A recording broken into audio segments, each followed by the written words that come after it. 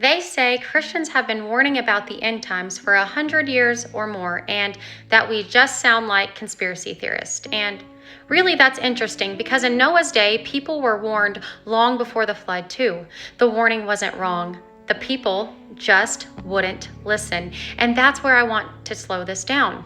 And you guys just to think, because this idea that if something doesn't happen immediately, it must be false is not biblical at all. Let's talk about Enoch.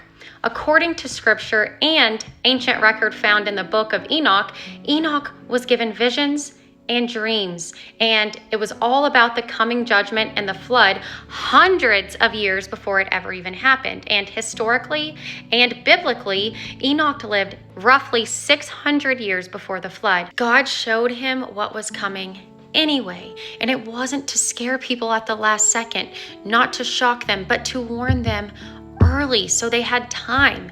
Enoch didn't just see these things, he spoke about them, he warned people, and just like always, he wasn't taken seriously. And before the judgment ever came, Enoch was taken up by God and never even saw death. So what makes people think God wouldn't warn us hundreds of years ahead of time too?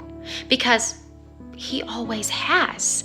That's why the argument, Christians have been saying this for 100 years or more, doesn't disprove anything. If anything, it confirms the pattern because things have gotten increasingly ugly since then. God warns early, people mock, time passes, and then suddenly it's too late. And that's why studying matters. That's why discernment matters. That's why we're told to watch, to test, and to listen with open eyes and open ears. Now, a lot of Christians point to 1948 when the state of Israel became a nation again as the start of the end times clock. And I want to be clear about something. I don't think they were completely wrong. I just believe it's different than what many people think. I don't believe that that moment marked the beginning of clarity. I believe it marked the beginning of the great deception. Because scripture doesn't say the end starts with everything making sense, right? It says the end starts with deception. This world is full of that, with confusion, with false confidence, with people thinking they see clearly while actually being spiritually blind. Jesus warned that deception would be so strong that if it were possible, even the elect would be deceived. Now look back at Noah's day. In Genesis, we're told that the earth was corrupt, and corruption there doesn't just mean moral failure. It means something so much deeper, something foundational.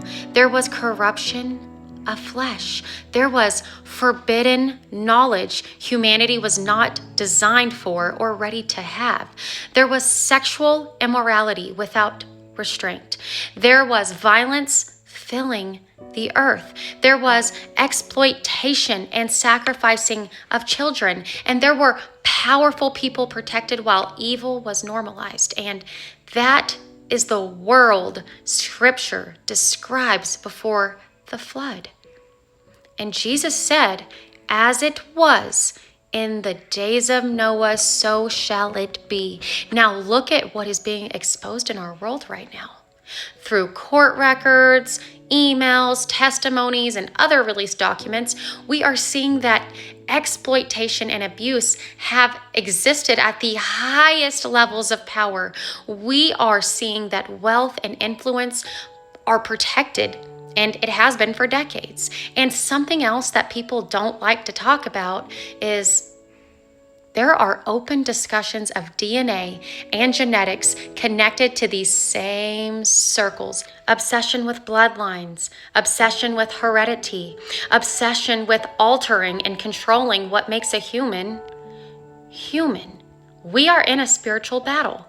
And I'm saying all of these categories match Noah's day.